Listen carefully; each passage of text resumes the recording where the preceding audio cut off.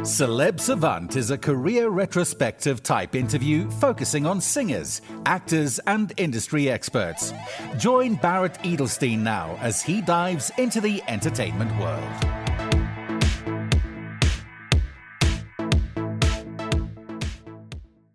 Tai Woffinden is an Australian 3-time world champion speedway driver and DJ and producer. After watching Fisher perform live in Perth, Australia, Tai became inspired to reconnect with his deep-rooted passion of electronic music. In 2023, alongside his successful motorsports career, Tai vowed to go full throttle into the global dance music scene as an open-format DJ and producer. He released his first single, Intergalactic, followed by his next release, Pump It. German label Chapter 8 caught onto Tai's blazing approach and signed 4 releases whilst Tai began working the club circuit as a DJ. In 2024, Tai sold out his own official Grand Prix afterparty and debuted on Armada Music with Grammy-nominated producer Gabri Ponte and vocalist Yasmin Jane on Single Body. For his next single, Feeling Super Naughty, he collaborated with Brazilian songstress Ceres. As ever with Tai, he is laser-focused on the future, both on the track and on the dance floor. Gear up for bigger releases, bigger parties, and one hell of a ride to the top. Up next on Celeb Savant, we've got Tai Woffinden. And where in the world are you and how are you doing? Thanks for having me on. It's a pleasure. And I'm currently in Perth, Western Australia. I spend half the year here and half the year in Europe. You started you're still in your career of race car driving, correct? And what was the motivation to start off that as a child or teenager? Because it's a very unusual career path to take. Yeah, it is. I'm a very determined person, and from a young age, I was one of the youngest Australians to get a black belt in martial arts. I got my black belt when I was 12 years old. And then after that, I kind of had a couple of months of just doing nothing because when I achieved that goal, I kind of felt like I'd done what I needed to do and I wasn't really interested in taking it any further. And I used to race motocross on the weekends just for fun, and we was racing at my friend's house, and he had a track in his back garden. Well, it wasn't racing; we was just there riding for the day. And when we was preparing the bikes on the Saturday, ready for the Sunday, there was a speedway bike tucked out of the way in the corner, and I said to my dad, "Oh, I'd love to have a go on that." And he said, "Yeah, we're going to sell you motocross bikes. We can't afford to do both." And I went, "Yeah, sweet, let's do it." So that was the start of it all in 2002. And how old were you then? You were 12, correct? 12, yeah. Okay, so how did that spark of an idea accumulate and into becoming a successful driver? We practiced every weekend at various tracks here in Perth, and it was just like a growing process. Obviously, it was I was practicing on the weekends, and there was some club events, and then we'd be racing in them, and kind of won everything in that scene over the coming years. And then in 2005, I won the West Australian Under-16 Championship, and then there was a lot of chatter in the sport about, because in Europe they're watching what all the young kids are doing all over the world. So there was a lot of chatter about me coming out to Europe and having a crack, and we did that. So I think it was very early in 2005 when I won the state title, and then a few months later we shot off to Europe and toured around England and showed everyone who I am, what I was about, what I can do on a bike, and and then signed a contract. And when I turned 16, that was when I was officially classed as a professional. Because of the age? Was it the age thing? Oh, okay. Yeah, so you can't race professionally until you're 16 in our sport. So what keeps you motivated? So you've been doing it for a number of years. What keeps motivating you to get back on the track and keep racing? I just love it. It's a passion. It's a hobby, and I'm very lucky and blessed that I can make a living out of it. So obviously along the years, there's been so many ups and downs, and at one point I was going to finish racing, and then I decided to come back, and then I won world titles after that, and it's been a pretty crazy journey. Okay, so what was the thing that for you was, okay, you wanted to finish, but then you decided to come back? So my father passed away in January 2010, okay. And it was something me and my dad had done, from when I was 12. We'd done everything together, from traveling, riding, preparing bikes. And after he died, I raced that full season, and I came back to Australia and like fully went off the rails. Like it was wild. And I was partying that hard and that crazy. And yeah, it was just, yeah, it was a hectic time anyway, that I just was like, oh, I'm not going back. I'm loving this life that I'm living right now. And I was working with a sports psychologist that year. So I was continuing to work with him throughout that winter break. And yeah, we just pretty much, I told him everything, I told him where I was at and how my headspace was. And he basically made me write everything down on a piece of paper. Very simple process, just an A4 piece of paper, England, Europe, Australia, pros, cons.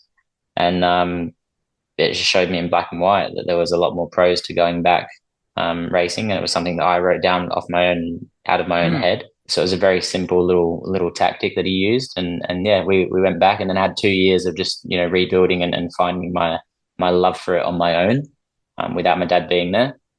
Yeah, and it was pretty cool. Okay, so obviously racing comes with the side element of potential danger or accidents and that. So how do you, in your brain, say, okay, well, I'm just going to do my best and just move forward without having that sort of element hanging over you?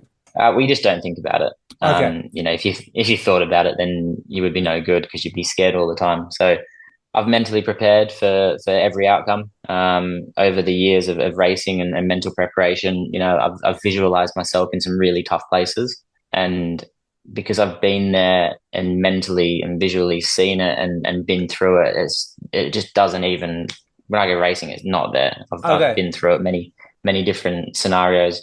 I actually did the same when my father passed away, and about 3 or 4 months leading up to his funeral, I'd already done the funeral 100 plus times in my head. And I stood up and spoke at his funeral. It was one of the hardest things I'd done, but I'd visualized myself doing it, standing in front of all the people that I know and doing that speech. So then when I actually came to do it, it was just like almost second nature because I've been practicing being there. Yeah. Yeah. It might sound really weird to some people, but mental preparation is such an amazing thing, especially with racing and sports, and all that sort of stuff. So yeah, injuries are a part of what we do. You know, since 2019, I broke my back, my shoulder blade, my tibia, my femur, 3 metatarsals in my hand, 2 metatarsals in my foot. I shattered my elbow this year. I fractured my hand here, had a plate and 8 screws put in it. Raced 2 weeks later after the operation. Been knocked out last year, knocked out the year before. It just is what it is. Yeah, and you're speaking about the visualization. It's very much for me is the law of attraction. You know, we think about focus about put energy into create. So I completely get Exactly. that. And also, I remember Ellen DeGeneres many years ago in one of her episodes, she was speaking to this little girl who was a gymnast. She was 3 years old, this little girl. And she said to the little girl, you know, aren't you scared of falling? And she says to Ellen, well, you just get up. It's just that whole scenario of that. But in this current moment in time, you, besides all your bits and pieces with plates and stuff in, you are injury free at this current point in time. Yeah. When I say I fractured my elbow, I shattered my elbow. It was a really bad injury at the end Okay. of June. So I missed July, August, September of my race season. Now we're in the off season. And I've chose to not do anything that could possibly damage it. So I'm not touching a motorbike until March. Okay. I normally cycle in my off season a lot. I don't want to have the risk of it raining a little bit and slipping, going down Yeah, on my elbow. exactly. So I'm really just giving it the best opportunity to heal 100% because it's like it is really a 6 month healing process Yeah. for an elbow. You might not think it, but yeah, it's well, this year is a prime example. Normally, any bone you're talking 6 weeks Yes. max, unless you smash your femur in half. So I went for my 6 week checkup. I was doing everything. I was back in the gym. You know, I'd been training for the last 3 weeks.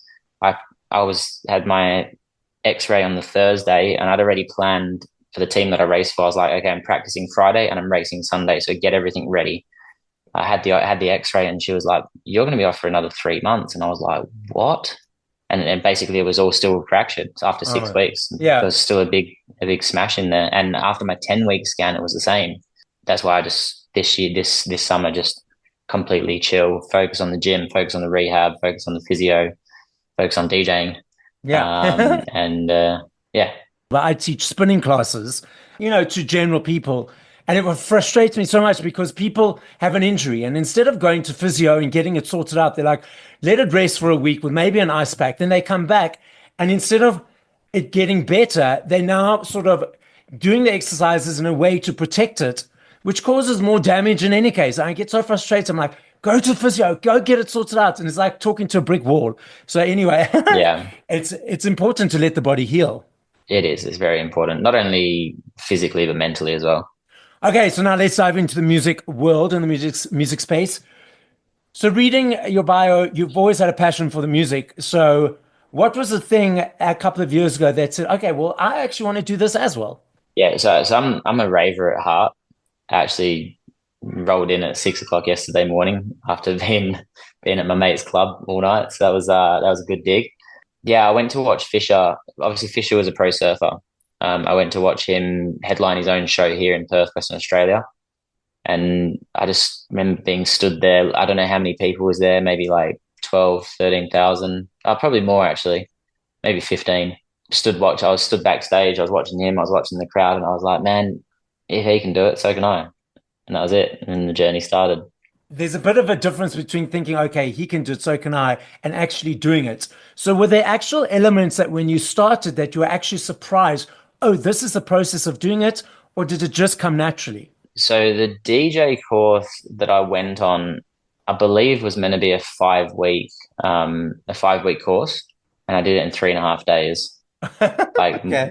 morning till night. Yeah. It was just like I was going to work. Like I woke up in the morning and knocked off at 7 p.m. and went home, and it was one-on-one lessons. So that the guys was like they were stoked. They was like, man, like no one's done that. Normally people just want to do a bit here and a bit there. And Yeah, yeah. I just went in and bossed it. So that was cool. I did that here in Perth at Lab 6. A guy called Jeremy runs a production teaching thing, musical instruments. They do scratching. They do heaps of stuff. So it was really cool to link up with him. I still stay in contact with him now. And then, so I did my first gig after that. I did an after party after one of the festivals that was here when I think Fred again came to one of the festivals. So that was my first gig in a little club in Perth. And then I flew to South Australia where I was racing on the Sunday, and there was a club the night before that was open, and the boys was like, "Oh, this will be open tomorrow night as well," because I think it was a holiday. It was a holiday period. So I messaged the owner of the club, got his details. I said, "Oh, can I come to a set?" It's like, "Yeah, yeah, no worries." So, within a week, I'd already done Western Australia and South Australia, which is wild.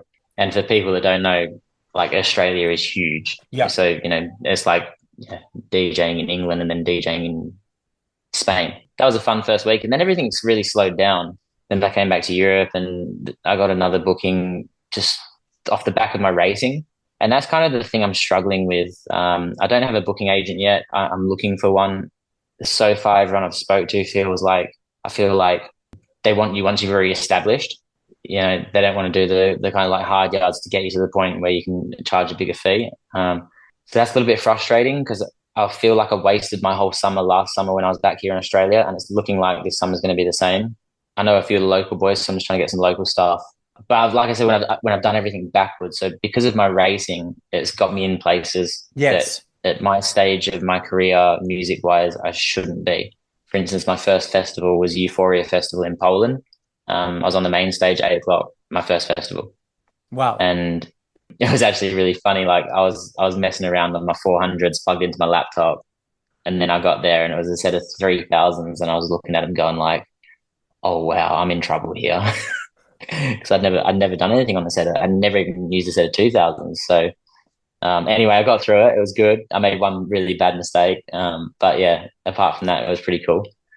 And then about a month later, I was in Croatia at Forestland Festival at 1 o'clock in the morning was my set time. I was on after Mr. Black. So straight off the bat, I've gone like main stage at two like pretty big festivals for that area. And then it kind of all slows down, and then I'm trying to get bookings, and they're like, "Oh, where have you been? Who are you? What do you do?" Like, so it's been tricky to navigate. But yeah, I'm excited for the next like 3 or 4 years because I have a 5-year plan of where I want to be in 5 years. And like I said before, I was one of the youngest ever Australian black belt martial artists. Then I won everything in my speedway. There's nothing else for me to win in that sport, and I tend to do the same in the music industry. So Yes. I'm excited for that journey. Like you did the DJ course in 3 days instead of 5 weeks. No, like I'm very similar to you that like once I'm there, I've got this vision, I've got this focus, it's like I'm going to achieve it. And sometimes when it's not happening as quick as I want it, I get frustrated and getting a little bit impatient. It's like, why is this not happening fast enough? That's exactly where I'm at. Like I haven't got a booking agent, but I've got a manager, got a PR team. So I'm just missing that last little piece to the puzzle. But even without that, because of my racing, like I did a show in Cardiff in August. Sold it out in a week and a half. 1,200 people in a club. I had all the ticket revenue, which was sweet. They had the bar revenue, so it was perfect for them. They were stoked to have that many people in there. But I sold out a show just like that. Again, it's that leveraging my racing, but also Yeah. I need to create these fans in the music industry at the Yeah. same time. So I'm kind of starting from scratch at that point, but I'm very driven. I was at ADE, then I was having conversations with people in the scene, and a few of them you could see when I was talking to them, there was a bit thrown back of how confident my drive, what I Yes. want to do, where I want to go, who I want to do collabs with, and making it all work. So yeah, it'll be a fun journey for sure. Excellent. I'm looking forward to seeing it and hearing it. So you referenced those collabs. So top of head now, three people or artists or DJs or producers that you want to collab with. I know this will change all the time, and I know you've got a long list. But in this moment, three of them that you just think, one, two, three. These people I want to collaborate with. Ah, Timmy Trumpet, Rocket Man, Maddox. Are you creating? You are creating your own original songs, correct? Yeah. In that creation process, what is the motivation behind those songs? Is it easy every time? What invigorates it? Let's dive into your creative brain.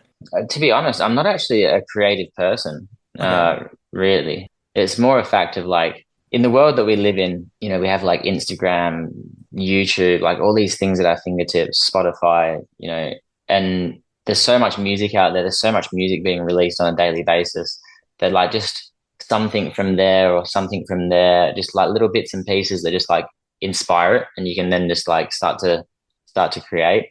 With the Gabri track, we did that, did a little demo, sent that off to his team, and they replied 4 days later, like, yeah, Gabri loves it, he's going to work on it. And it was like, wow. And Gabri's main part of it was like the last drop.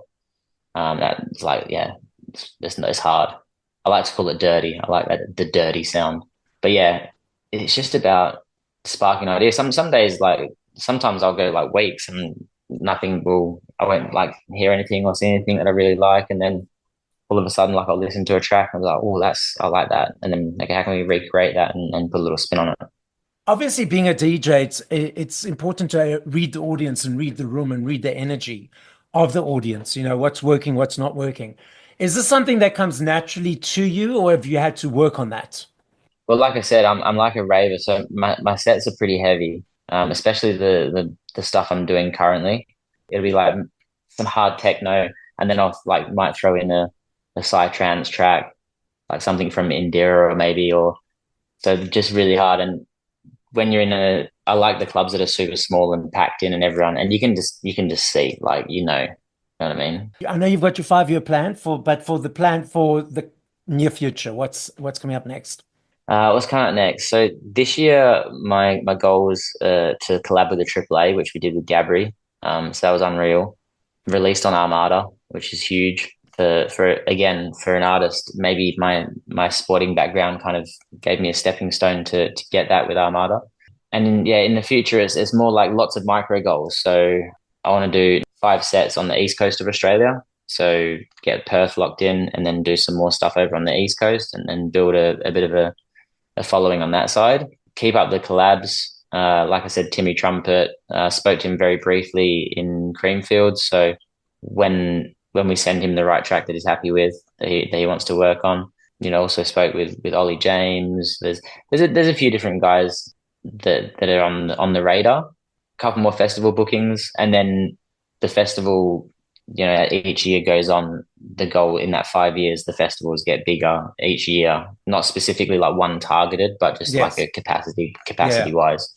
But I think before I do that, a few more sold out shows will be good fun. And just also getting heaps of content out there as well. What's the difference between doing a sort of smaller sold out show with you the headline act compared to being on a main stage at a festival? I kind of like the smaller shows anyway. Like I was at the place that I was at on Saturday night was it's called the Vault. It's an underground club, 360. Everyone's just crammed in. It's a little sweat box, and I just love that energy and the vibe of the whole place. The kind of like dark, packed in, sweaty.